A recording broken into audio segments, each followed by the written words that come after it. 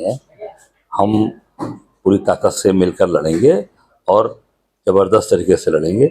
आप उसकी चिंता लोगों से करें, छोड़ दें।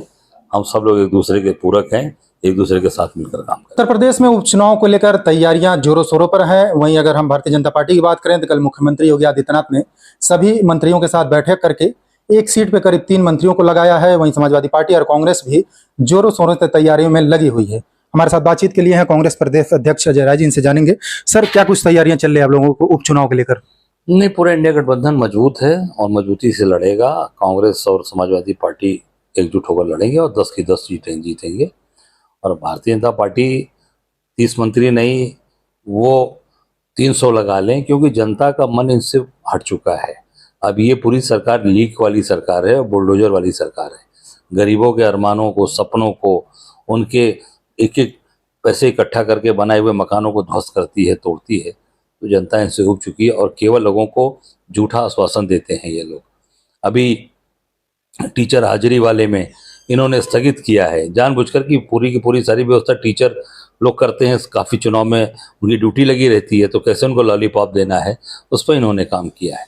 अभी इन्होंने जो 5-6 का टूटन होनी थी, उस पर इन्होंने जानबूझकर केवल और केवल इसलिए स्थगित किया है कि वो लोग उपचुनाव में हमारा काम निकल जाए, हमारा फायदा हो जाए, फिर उसके बाद इस पर तोड़फोड़ की कार्रवाई करेंगे।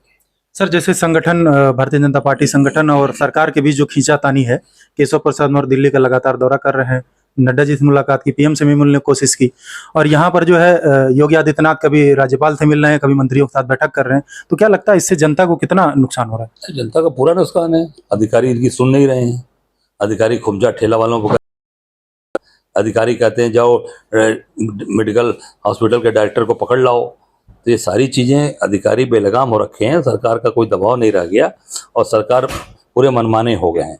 आप देख सकते हैं वहाँ की घटना भी घटी है लखीमपुर खीरी में। वहाँ पर ताजिया हाई टेंशन तार से सट गया, काफ़ी लोग घायल हैं, एकाक वहाँ पे कैजुअलिटीज़ भी हो गई हैं। तो ये क्या है पूरी तरह, क्योंकि मालूम था कि जब यहाँ सैकड़ों साल से ताजिया उठता है, वहाँ से बिजली काटी जाती है, उसके बाद ही बिजली वहाँ से नहीं काटी गई और वही हाई टेंशन तार में जाकर सट गया, काफ़ी लोग घायल।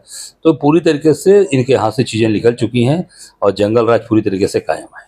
अखिलेश यादव ने एक ट्वीट किया है और बगैर नाम लिए किया है कि 100 विधायक लाओ और सरकार बनाओ।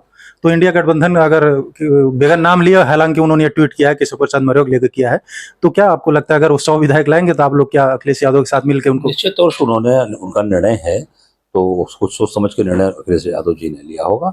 और जो आपसी की फूट है, लड़ाई है, तो सब टूट फूट रहे हैं लोग, तो उन्होंने ऐसा निर्णय लिया है। उपचुनाव में क्या सर सपा के साथ क्या कुछ बातचीत चल रही है? सुनने में आ रहा है, सूत्रों से मिली जानकारी के मुताबिक 2 सीटें जो है सपा जो है देने को आप लोगों को तैयार है। तो किस तरीके से? ऐसा नहीं है। हम पूरी ताकत से मिलकर लड़ेंगे और ज़बरदस्त तरीके से लड़ेंगे। आप उसकी चिंता लोगों से करें, छोड़ दें। हम सब लोग एक दूसरे के पूरक हैं, एक दूसरे के साथ मिलकर काम करें।